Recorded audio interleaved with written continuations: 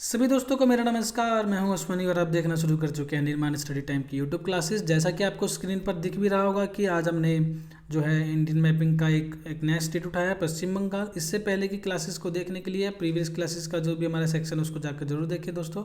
और फ्यूचर में आने वाली क्लासेस को देखने के लिए चैनल को सब्सक्राइब जरूर करें, बेल आइकन दबाएं ताकि फ्यूचर में आने वाली जितनी भी क्लासेस हों आपको रिसीव हो जाएँ। साथ ही साथ अपने दोस्तों को इसको शेयर भी करें और वीडियो अच्छी लगने पर लाइक ज़रूर करें। ठीक है दोस्तों, ज़्यादा एडवर्टाइज नहीं करते हैं, सीधा पॉइंट पर आते हैं क्योंकि पहला मोटिव पढ़ाई है। तो ठीक है, आज हम जैसे कि हमने पश्चिम बंगाल उठाया है, आपको स्क्रीन पर दिखाई भी दे रहा होगा। तो पश्चिम बंगाल की अगर बात की जाए दोस्तों, देखिए ये पश्चिम बंगाल है, इधर ये वाला, और इधर ये हमारा जो है नॉर्थ ईस्ट का जो इंडिया है ये पड़ जाता है। तो अगर पश्चिम बंगाल के बारे में बात करें तो पश्चिम बंगाल जो है ना दोस्तों, पहले पश्चिम बंगाल और ये बांग्लादेश दोनों बंगाल के अंडर ही आते थे, पूरा ये बंगाल ही होता था। ठीक है ना। लेकिन क्या हुआ कि जब 1905 में जबकि देश गुलाम था जिस वक्त पर, उस टाइम अंग्रेज़ों को ये समझ में आ गया था कि जो हिंदू मुस्लिम हैं ये आपस में मिलकर एक बहुत ही अच्छी पावर के साथ एक कम्युनिटी बनाते हैं, जो कि उनके लिए थोड़ा हानिकारक हो सकता था अंग्रेज़ों के लिए। तो उन्होंने क्या किया कि सन 1905 में उन्होंने हिंदू और मुस्लिम के बीच में भेदभाव बनाने के लिए इसको जो आपका बांग्लादेश और पश्चिम बंगाल है इसको दो भागों में बांट दिया। आपका पश्चिम की तरफ वाला जो हिस्सा था इसको तो बना दिया पश्चिम बंगाल, और जो आपका पूर्व की तरफ था इसको बना दिया पूर्वी बंगाल। जो कि 1947 में जब हिंदुस्तान आज़ाद हुआ तो पाकिस्तान के साथ चला गया बांग्लादेश। ठीक है, उस टाइम इसका वैसे तो नाम इसका पूर्वी बंगाल था, लेकिन जब पाकिस्तान के साथ चला गया तो इसका नाम बदलकर पूर्वी पाकिस्तान नाम रख दिया गया। लेकिन जब 1972 में ये पाकिस्तान से अलग हुआ तो इसका नाम बांग्लादेश रख दिया गया। तो अब दो नाम हैं इसके, एक तो पश्चिम बंगाल जो कि इंडिया का है, और जो दूसरा भाग बच गया था वो बांग्लादेश है जो कि एक अलग से एक देश बन चुका है। ठीक है दोस्तों, साथ ही साथ आप यहाँ पे एक चीज़ और देख रहे होंगे, यहाँ पे एक पतली सी गर्दन है, मतलब गर्दन कहें। देखिए मान लीजिए कि ये पूरा एक मैं चिकन की बात करता हूँ, ये चिकन का पूरा हेड है इधर वाला हिस्सा, और इंडिया का जो इधर वाला हिस्सा है ये पूरा उसका हेड से पिछले वाला जो हिस्सा होता है पूरी बॉडी है, और यहाँ बीच में एक गर्दन है छोटी सी जो कि बहुत पतली है। आपको मैप में दिख भी रहा होगा कि बहुत ही छोटा सा पोर्शन बच जाता है इंडिया का यहाँ पर, जो कि मात्र केवल 17 किलोमीटर की थिकनेस रखता है दोस्तों। इसको चिकन नेक इसलिए बोला जाता है दोस्तों कि अगर मान लीजिए कि ये मुर्गी है और ये पूरी बॉडी है और ये बीच में गर्दन है, तो अगर इसकी गर्दन को बीच में से काट दिया जाए, यानी कि मुर्गी की गर्दन को काट दिया जाए, तो मुर्गी का हेड पूरा जो सर है वो आपका पूरी बॉडी से अलग हो जाएगा। अब यहाँ पे चिकन नेक वर्ड एक तो इसलिए यूज़ किया गया, और इसलिए थोड़ा सा कॉम्प्लिकेटेड हो जाता है कि मान लीजिए कि कल को चीन के साथ कोई लड़ाई होने लग जाए, तो ये छोटा सा हिस्सा अगर कब्जे में आ जाए चीन के, तो पूरा का पूरा नॉर्थ ईस्ट हिस्सा जो है वो पूरे इंडिया से अलग हो जाएगा। हमारा कम्युनिकेशन जो सिस्टम उनके साथ जो जुड़ा हुआ है वो संबंध टूट जाएंगे, हम उनसे कम्युनिकेट नहीं कर पाएंगे। ठीक है ना, क्योंकि हम इसी के थ्रू बांग्लादेश में जाते हैं, उसमें नॉर्थ ईस्ट के जो इंडिया है इसमें हम जा पाते हैं, इससे कनेक्ट हो पाते हैं। लेकिन फिर भी मान लीजिए कि कभी ऐसा हो भी जाए कि आप यहाँ से जो आपका बीच का जो हिस्सा है जो चिकन नेक है ये किसी देश के कब्जे में चला भी जाए, तब भी हम नीचे से जा सकते हैं इधर बांग्लादेश में से होते हुए। लेकिन थोड़ा सा वहाँ पे अभी बातचीत अच्छे से हो नहीं पा रही है, थोड़ा सा रास्ता हमें मिल नहीं पा रहा है, थोड़े कॉम्प्लिकेटेड सिस्टम्स बने हुए हैं, लेकिन फिर भी हमारे लिए चिकन नेक जो है बहुत ही इंपॉर्टेंट बन जाता है। तो ठीक है दोस्तों, हम सीधा अपने एक बार जो आपका पश्चिम बंगाल है इसको अच्छे से पढ़ते हैं, एक एक जगह को जो भी आपके एग्ज़ाम के पॉइंट ऑफ व्यू से इंपॉर्टेंट हो जाती है। देखिए इसको हम जूम करके पढ़ेंगे, और बस इसको जो है आपका पश्चिम बंगाल इसको ऊपर से पढ़ना शुरू करेंगे। देखिए इधर आपको दार्जिलिंग दिख रहा होगा। दार्जिलिंग ये ना चाय के लिए काफ़ी मशहूर है दोस्तों, और यहाँ पर ना ये पर्यटन के लिए भी काफ़ी मशहूर है। चाय के लिए तो है ही, दार्जिलिंग की चाय काफ़ी मशहूर है, यहाँ पे लोग घूमने के लिए भी जाते हैं। ठीक है, साथ ही साथ दोस्तों दार्जिलिंग में जो दार्जिलिंग की पहाड़ियाँ हैं वहाँ से तिस्ता नदी निकलती है, आपको यहाँ पे तिस्ता लिखा हुआ भी दिख रहा होगा। ठीक है, ये तिस्ता नदी निकलती हुई आपके बांग्लादेश में जाके बहने लग जाती है बाद में। ठीक है, इस तिस्ता नदी पर जो पश्चिम बंगाल वाले जो सरकार है वो पश्चिम बंगाल में जो तिस्ता नदी है वहाँ पर एक बांध बनाना चाहते हैं। ठीक है, बांध बनाने का मोटिव ये है कि उस पानी को दो हिस्सों में डिवाइड कर दिया जाए ताकि वो आपका इंडिया को प्रॉपर पानी उसका मिल सके। लेकिन जो बांग्लादेश वाले लोग हैं इसके ना थोड़े सा मतलब खिलाफ हैं, क्योंकि उनकी बात भी ठीक ही है, क्योंकि अगर यहाँ पे बांध बन जाता है तो कुछ ना कुछ पानी जो है वह बांग्लादेश में कम जाना शुरू हो जाएगा, पहले के मुकाबले पानी कम जाएगा। तो उनको पानी की थोड़ी दिक्कत हो सकती है, तो वो इस चीज़ के थोड़ा खिलाफ है कि नहीं ऐसा बांध नहीं बनना चाहिए। ठीक है, लेकिन इंडिया वाले कोशिश कर रहे हैं कि वहाँ पे एक बांध बन जाए। इसके जस्ट नीचे आपको सिलीगुड़ी दिखाई दे रहा होगा। ठीक है ना, देखिए सिलीगुड़ी में ना एक एयरपोर्ट है जिसका नाम है बागडोगरा। बागडोगरा एयरपोर्ट है सिलीगुड़ी के अंदर, और ये भी पर्यटन स्थल है, यहाँ पे भी लोग काफ़ी घूमने के लिए जाते हैं। इसी के पास यहीं पर वो जगह है दोस्तों जहाँ पर सिर्फ 17 किलोमीटर का जो थिकनेस है वो रह जाती है, जिसको चिकन नेक के नाम से भी जाना जाता है। ठीक है, यहाँ पर सिलीगुड़ी के अंदर वायुसेना का एयरपोर्ट है। ठीक है ना, जो कि बागडोगरा, जैसे मैंने अभी बताया कि बागडोगरा एयरपोर्ट है, वो जो है वायुसेना का एयरपोर्ट है। ठीक है ना,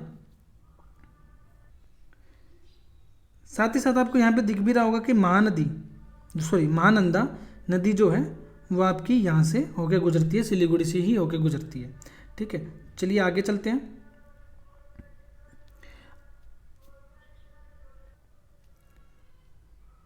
चलिए आगे देखते हैं। देखिए यहाँ पे ना एक जगह और दिख रही होगी आपको, जब इसको मैं थोड़ा सा जूम आउट करता हूँ तो जैसे कि आपको दिख रहा है कि एक तो पतली जगह यहाँ पर है और दूसरी पतली जगह आपको यहाँ पे दिखाई देगी इस वाले हिस्से में। दो जगह से जो पश्चिम बंगाल है ये काफ़ी पतला हो जाता है। तो ज़रा इस वाली जगह को देखते हैं यहाँ पर। ठीक है, देखिए यहाँ पर आपको मालदा दिख रहा होगा, मालदा। दोस्तों ये मालदा वाली जो जगह है ना, यह दसावा क्षेत्र है, मतलब ये ना ज़मीन के अकॉर्डिंग, मतलब मेन ज़मीन के अकॉर्डिंग थोड़ा सा गहराई में पड़ जाता है। और जिस गहराई यहाँ पे गहरा होने की वजह से जो ऊपर की ज़मीन है वो नीचे वाली जो ज़मीन है इससे डिवाइड हो जाता है, अलग अलग हो जाता है, मतलब दो बराबर हिस्सों में तो नहीं, दो अलग अलग हिस्सों में बांट देता है। तो ऊपर वाला जो हिस्सा है दोस्तों वो मेघालय का पठार है।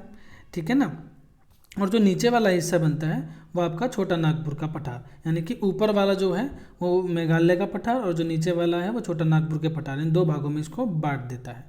साथ ही साथ दोस्तों यहाँ का जो ये मालदा का जो आम है काफ़ी मशहूर है, बिहार के अंदर भी इसके जहाँ से जो जब बिकने वाले जो आम है वो बिहार के अंदर भी काफ़ी बड़ी मात्रा में खाए जाते हैं।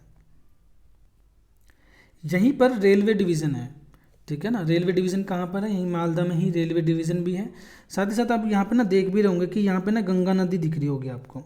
ये गंगा नदी जब मालदा से ही पश्चिम बंगाल के अंदर एंटर करती है। ठीक है, जो मालदा, ये पूरा हिस्सा मालदा का है, मीन्स मालदा में से ही पश्चिम बंगाल के अंदर गंगा नदी जो है वो एंटर करती है। ठीक है, अब गंगा नदी यहाँ पर आ गई, यहाँ पे आपको फरक्का दिख रहा होगा। ठीक है ना, ये फरक्का पर क्या है कि यहाँ पे देखो, यहाँ पे इस जगह पर फरक्का बैराज बनाया गया। देखो मैंने एक बार क्लास में बताया भी था कि बांध में और बैराज में फ़र्क होता है। बांध होता है पानी को सिर्फ रोकने के लिए, और बैराज जो होता है वो पानी को डिवाइड करने के लिए, या उसका रास्ता बदलने के लिए, या उसको अलग अलग नदियों में या अलग अलग नहरों में बांटने के लिए बैराज बनाया जाता है, ताकि उसके डायरेक्शन को चेंज किया जा सके। तो फरक्का पर फरक्का बैराज बनाया गया है। फरक्का बैराज का काम क्या है दोस्तों, देखिए जब गंगा नदी इधर आती है ना तो आपको दिख रहा होगा कि गंगा नदी यहाँ आने के बाद एक तो इधर चली गई बांग्लादेश की तरफ, और एक ही नीचे चली गई, दो हिस्सों में डिवाइड हो गई। तो यहाँ पे ना फरक्का में ही डिवाइड होती है, और यहीं पर हमने फरक्का बैराज बनाया हुआ है। फरक्का बैराज का फ़ायदा क्या है दोस्तों, हम क्या करते हैं, जो गंगा नदी है उसका कुछ पानी इस आपका जो नीचे नदी जो जा रही है इसमें छोड़ देते हैं। अब बात करें कि नीचे कौन सी नदी जा रही है, तो दोस्तों जो नीचे नदी जा रही है इसका नाम है हुगली नदी। एक्चुअली क्या है कि हुगली नदी की अगर बात करें तो आप देख पाओगे कि जो हुगली नदी है यहाँ से होते हुए ये नीचे चली जाती है और जाके फिर बंगाल की खाड़ी में मिल जाती है। ठीक है ना, बंगाल की खाड़ी में नीचे गिर जाती है। एक्चुअली होता क्या था कि यहाँ पे ना जितने भी हमारे जो नावें वगैरह थी, जो बिजनेस वाले जो प्रोसीजर होता था, तो इससे हुगली नदी से हमारी जो नावें होती थी, जो शिप होते थे, वो इससे होते हुए इंडिया के अंदर एंटर कर जाते थे। अगर ज़्यादा अंदर आना होता था तो बिजनेस अच्छे से चल पाता था। लेकिन क्या हुआ, क्योंकि इसके अंदर ना पानी की क्वांटिटी कम होने की वजह से क्या होता था कि यहाँ पर कचरा जमा हो जाता था इस पूरी नदी के अंदर, जिसके अंदर किसी भी नदी के अंदर अगर उसमें कचरा जमा हो जाए तो वहाँ पे नाव का चलाना, शिप का चलाना थोड़ा सा मुश्किल हो जाता है। तो हमने क्या करा कि यहाँ पे ना फरक्का बैराज बना दिया यहाँ पर, और फरक्का बैराज से गंगा नदी को दो भागों में तोड़ दिया। एक तो बाहर की तरफ चली गई, और जो पानी गंगा नदी में जाता था, गंगा नदी का निकला हुआ आपका यहाँ पर ये हुगली नदी में जाता था। हमने क्या करा, यहाँ पे एक बैराज बना दिया और ज़्यादा पानी उस नदी के अंदर डाल दिया, हुगली नदी के अंदर। अब ज़्यादा पानी हुगली नदी के अंदर जाने से क्या हुआ कि जो कचरा उसमें जमा रहता था, ज़्यादा पानी होने की वजह से उसको थोड़ा फ्लो ज़्यादा होने की वजह से प्रेशर ज़्यादा मिला, और जो उसमें जो कचरा था वो पानी के साथ धीरे धीरे धीरे धीरे सीधा बंगाल की खाड़ी में जाके गिर जाता है। जिससे क्या होता है कि वो जो हुगली नदी है वो थोड़ी साफ़ रहती है, पानी की क्वांटिटी ज़्यादा रह जाती है और जो कचरे की क्वांटिटी है वो कम हो जाती है। तो फरक्का बैराज हमारा जो बेसिकली जो इसका फ़ायदा है वो यही फ़ायदा है कि हम हुगली नदी का पानी थोड़ा बढ़ा देते हैं, जिससे कचरा जमा नहीं हो पाता। और अगर बात करें कि जो हुगली नदी है ये जब बंगाल की खाड़ी में गिरती है तो कहाँ पे गिरती है, ठीक है ना, तो यहाँ पे हल्दिया बंदरगाह है। हल्दिया देखिए यहाँ पे दिख रहा होगा आपको, हल्दिया बंदरगाह पर ही हुगली नदी जो है जाके गिरती है, और यहीं पर ये हल्दिया बंदरगाह है, ठीक है, जहाँ से जो जहाज़ वगैरह हैं पानी के वो इसके थ्रू हुगली नदी में फ्लो करते थे, यहाँ अभी भी करते हैं। देखिए इसके फरक्का के नीचे ही आपको मुर्शिदाबाद भी दिख रहा होगा, ये रहा मुर्शिदाबाद। अगर मुर्शिदाबाद की बात करी जाए तो सूती वस्त्र के लिए काफ़ी पॉपुलर है, ठीक है ना, कपड़ों की मार्केट है यहाँ पे अच्छी, ठीक है ना। और ये ना जो मुर्शिदाबाद है ये बंगाल की पहली राजधानी थी। पहले जैसे अब बंगाल की राजधानी कलकत्ता है, लेकिन पहले जो राजधानी हुआ करती थी इसकी मुर्शिदाबाद हुआ करती थी, ठीक है ना। इसको जो हमारा भारत है तो पूर्वी भारत का मानचेस्टर के नाम से भी जाना जाता था, ठीक है। और जब बंगाल जब आज़ाद हुआ तो स्वतंत्र बंगाल राज्य के अंदर मुर्शिद कुली खां जो थे वो इसके संस्थापक थे, तो उसी के नाम पर इसका नाम मुर्शिदाबाद भी था, ठीक है। इसके नीचे आपको दिखेगा शांति निकेतन। दोस्तों शांति निकेतन जो है ये रविंद्रनाथ टैगोर जी ने इसकी स्थापना की थी सन 1901 के अंदर, ठीक है। यहाँ पे आपको दिख रहा होगा चित्तरंजन, ठीक है, चित्तरंजन, यहाँ पर रेल इंजन का कारखाना है। चित्तरंजन के साथ साथ आपको और भी चीज़ें देखनी चाहिए। इधर ये आसन हॉल लिखा हुआ है, उधर ही दुर्गापुर लिखा हुआ है, ठीक है। देखिए चित्तरंजन, आसन हॉल, दुर्गापुर, ये तीनों को साथ में याद रखिए, काफ़ी इंपॉर्टेंट है। और क्यों इंपॉर्टेंट है उसको देखते हैं। देखिए चित्तरंजन की मैंने बात करी तो चित्तरंजन में तो रेल इंजन का कारखाना है, और जो आसन हॉल है ये भी इंडस्ट्रियल एरिया है, ठीक है ना, ये भी यहाँ पे भी कंस्ट्रक्शन का काम बहुत होता है। और अगर दुर्गापुर की बात करी जाए तो दुर्गापुर में ना स्टील फैक्ट्रियाँ बहुत हैं, मतलब, ठीक है ना। अब ये जो स्टील फैक्ट्री है दुर्गापुर की, ये क्यों इंपॉर्टेंट है, वो इसलिए इंपॉर्टेंट है क्योंकि ये ना ब्रिटेन ने इसको बनाने में हेल्प किया था, ठीक है। साथ ही साथ आपको यहाँ रानीगंज भी दिख रहा होगा। रानीगंज के साथ जोड़ के देखिए आपका चित्तरंजन, आसन हॉल, दुर्गापुर को रानीगंज के साथ जोड़ के देखिए। क्यों? क्योंकि रानीगंज है यहाँ पे कोयला क्षेत्र है, कोयला बड़ी मात्रा में मिलता है, ठीक है ना। अब बड़ी मात्रा में मिलता है तो ज़रा ध्यान से देखिए कि रानीगंज में कोयला मिल गया आपको, चित्तरंजन में आपकी रेल की फैक्ट्री है, आसन हॉल जो है आपका इंडस्ट्रियल एरिया है, और दुर्गापुर जो है वो स्टील फैक्ट्री बनी है, यहाँ पर बहुत ज़्यादा स्टील के जो कारखाने हैं वो बने हुए हैं, जिसको हिंदी में लौह इस्पात भी बोला जाता है, ठीक है, वो बने हुए हैं। देखिए क्यों है, क्योंकि रानीगंज में आपको कोयला मिल गया। अब कोयले को दूर तक ट्रांसफ़र करें, इससे तो अच्छा है कि उसके पास ही फैक्ट्री डाल दी जाए, है ना। आपको रानीगंज से कोयला मिला, आप क्यों ना चित्तरंजन में, आसन हॉल में, दुर्गापुर में आसपास ही फैक्ट्री डाल दीजिए, क्योंकि कोयले का काम क्या है, जलाना, तो उसको जलाकर ही हम क्या करते हैं, स्टील का उत्पादन कर सकते हैं, ठीक है ना। रेल में भी जो बनाएंगे हम, उसके जो कोच वगैरह बनाएंगे, जो कुछ भी बनाते हैं उसमें भी लोहे की ज़रूरत है, तो उसको पिघलाना पड़ेगा। पिघलाने के लिए क्या करते हैं, कोयले का प्रयोग करते हैं। तो फिर जो हमारा कोयले को ट्रांसफ़र करना है उसका खर्चा हमारा बचता है, आसपास ही फैक्ट्री डालेंगे हम, कम कॉस्ट पर हमारा प्रोडक्ट बनके तैयार हो जाएगा। यही कारण है कि इन तीनों को आप रानीगंज के साथ जोड़कर पढ़िए। देखिए इधर आपको पुरुलिया भी दिखाई दे रहा होगा। पुरुलिया जो है दोस्तों, ये ना मतलब काफ़ी इंटरेस्टिंग स्टोरी है यहाँ की, तो आपको मैं चाहता हूँ कि आपको मैं बताऊँ कि क्या स्टोरी है। हुआ क्या था कि 17 दिसंबर 1995 में हुआ क्या कि ये ना थोड़ा ग्रामीण इलाका है, तो यहाँ पे क्या हुआ कि एक बार जो इस गांव के अंदर एक हवाई जहाज़ था, एक एयरप्लेन था, जो कि काफ़ी नीची हाइट पर आ गया था, ज़मीन के काफ़ी पास आ गया था। और यहाँ पे ना बड़े बड़े पैकेट बोरियों में भर भर के जो हथियार होते हैं, जैसे AK-47 हो गया, गोलियाँ हो गई, ठीक है, और अलग अलग प्रकार की बंदूकें वगैरह हो गई, इस प्रकार के पूरे बैग के बैग भर भर कर डाले गए थे यहाँ पर। तो जब वहाँ की पब्लिक ने इन बैग्स को देखा वहाँ पे, तो उन्होंने जो कि वहाँ की जो पुलिस डिपार्टमेंट था उनको भी इन्फॉर्म किया कि भी यहाँ पे ऐसे ऐसे कोई जहाज आया था और वहाँ पे पूरे बोरी की बोरी गिर के गया है जिसके अंदर हथियार हैं। ठीक है, और आप आज तक ये चीज़ ना थोड़ी रहस्यमय बनी हुई है कि यहाँ पर ऐसा कौन था जिन्होंने हवाई जहाज से वहाँ पे इतने सारे गोला बारूद डाल दिए। ठीक है, मतलब एक तरीके से आप ऐसा मान सकते हो जैसे ब्लैक मनी में नहीं हुआ था कि मान लो जैसे भी ब्लैक मनी निकालने लग गए नोटबंदी के टाइम पर, तो जिनके पास नोटों का पूरा ढेर था उन्होंने क्या करा, बोरियां भर भर के नोट की गड्डियां जो थी वो इधर उधर फेंक दी थी ताकि हम पकड़े ना जाएं।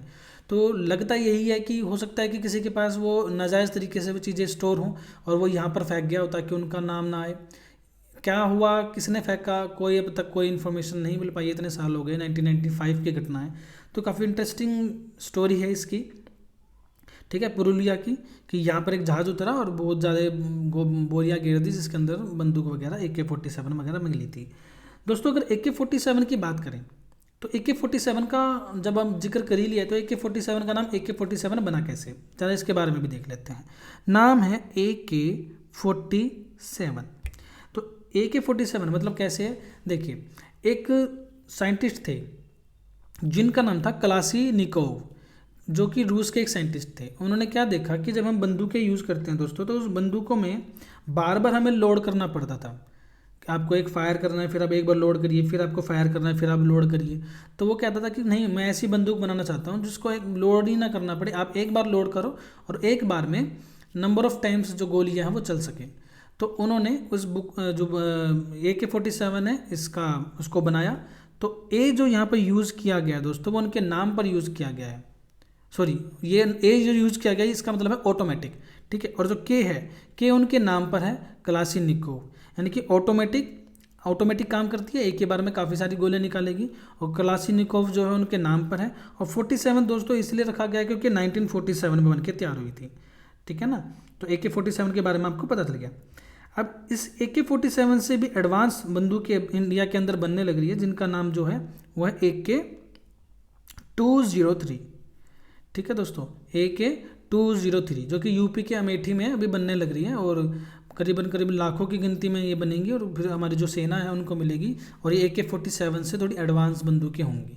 ठीक है, और बेसिकली अगर देखा जाए तो AK-47 से एडवांस बंदूकें हमारे पास अब तक नहीं आ पाई हैं, आई है ज़रूर, लेकिन AK-47 का कंपेयर करें तो AK-47 थोड़ी हैवी पड़ती है उनके ऊपर। लेकिन जो AK-203 है वो बनने लग रही है और वो AK-47 से काफ़ी मजबूत रहेंगी, काफ़ी अच्छे लेवल पर रहेंगी। अब ज़रा नीचे चलते हैं थोड़ा,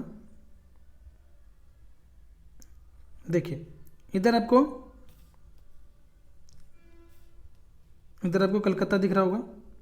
ठीक है, कलकत्ता की बात करें तो जाहिर सी बात अभी आपको पता ही है कि राजधानी है। ठीक है ना, ये हुगली नदी पर स्थित बंदरगाह है एक तरीके से, और इसको ना सिटी ऑफ जॉय के नाम से भी जाना जाता है। यहाँ पे एक सेतु है जिसका नाम है रविंद्र सेतु, जिसको आप हावड़ा ब्रिज के नाम से भी जानते हैं। ठीक है ना, पहले इसका जो नाम था वो हावड़ा ब्रिज के नाम से जाना जाता था, अब इसको रविंद्र सेतु के नाम से जाना जाता है।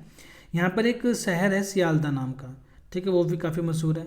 और अगर हम बात करें कि कोलकाता की स्थापना किसने की, तो जॉन चार्नोक, ठीक है ना, जॉन चार्नोक ने इसकी स्थापना की थी। और यहाँ पर एक मेमोरियल है, विक्टोरिया मेमोरियल, जो कि काफ़ी फेमस है। यहाँ का तारामंडल भी काफ़ी फेमस है। यहाँ का अगर हम बात करें कि यहाँ का खाना कैसा है, तो यहाँ का जो मछली और चावल, ये जो फूड है यहाँ का इम्पोर्टेंट फूड है, मतलब काफ़ी लोग यहाँ के लोग पसंद करते हैं कोलकाता के बारे में ये। ठीक है ना, यहाँ पे देखो आपको हावड़ा दिख रहा होगा, हावड़ा, ठीक है ना, हावड़ा यहाँ भी एक बंदरगाह है। इसके साथ साथ आपको यहाँ पे दिख रहा होगा दोस्तों, यहाँ पर बारासात के ऊपर, ये बारासात दिख रहा है आपको, इसके ऊपर एक छोटी सी जगह है, इस मैप के अंदर नहीं है, आप अपने एटलस में देखिए आपको मिलेगा, नहीं तो गूगल मैप पे भी आप ढूंढ सकते हो। बैरकपुर, यहाँ पे ना बैरकपुर इसलिए इंपॉर्टेंट हो जाता है दोस्तों, है नहीं मैप के अंदर लेकिन बताना जरूरी है। बैरकपुर में मंगल पांडे ने जो विद्रोह किया था 1857 की क्रांति जब हुई थी, तो वो बैरकपुर के ही छावनी में कार्यरत थे, वहीं से उन्होंने जो विद्रोह था वो किया था। और अगर बारासात की बात करी जाए तो बारासात में ना क्या, ये 24 परगना जो जिला है उसका मुख्यालय है बारासात में। और ये ना बांग्लादेश से डिस्प्यूट है थोड़ा सा, क्योंकि यहाँ पे जो बात करें कि क्यों डिस्प्यूट है, तो आप देख पा रहे होगे कि ये ना बॉर्डर आ जाता है, इधर आपको बांग्लादेश मिलता है, इधर आपको इंडिया मिलता है। ठीक है ना। जब बारासात जो कि 24 परगना का इस पूरे एक जगह है, तो यहाँ पे जब डिवीज़न किया गया तो कुछ हिस्सा तो उसका बांग्लादेश के अंदर पड़ता था और कुछ हिस्सा आपका इंडिया के अंदर पड़ता था। तो थोड़ा सा कॉम्प्लिकेटेड होता था कि एक ही जगह दो अलग अलग देशों में बटी हुई है कहीं ना कहीं, कुछ भाग उसमें कुछ भाग उसमें। तो थोड़ा सा इसमें ना डिस्प्यूट था, लेकिन हाल फिलहाल इस पर हम दोनों देशों के बीच में थोड़ा सलाह मशवरा करके हमने चीज़ों को संभाल लिया है और थोड़ी शांति है अब, तो कंट्रोल में है बातें। जाते जाते आपको एक चीज़ और दिखा देते हैं। देखो यहाँ पे हम ना खड़गपुर दिख रहा होगा आपको। खड़गपुर दोस्तों इसलिए इम्पोर्टेंट है क्योंकि यहाँ पर एक आईआईटी का पूरा बड़ा इंस्टीट्यूट है, और ये यहाँ पर इंडिया का दूसरा सबसे लंबा रेल प्लेटफॉर्म है। ठीक है, तो पश्चिम बंगाल के अंदर जो इंपॉर्टेंट चीज़ें थी वो मैंने आपको समझा दी है। ठीक है, आशा करता हूँ आपको क्लासेस अच्छे लगी होगी, और अच्छे लगे तो लाइक ज़रूर करें, शेयर करें, सब्सक्राइब करें। तो मिलते हैं अगली क्लास के अंदर अगले किसी दूसरे स्टेट के साथ। बाकी जो हमारी पैरेलल में क्लासेस चली हुई हैं उनको ज़रूर देख लीजिए दोस्तों। तो धन्यवाद, मिलते हैं फिर अगली क्लास में। Take care, bye bye.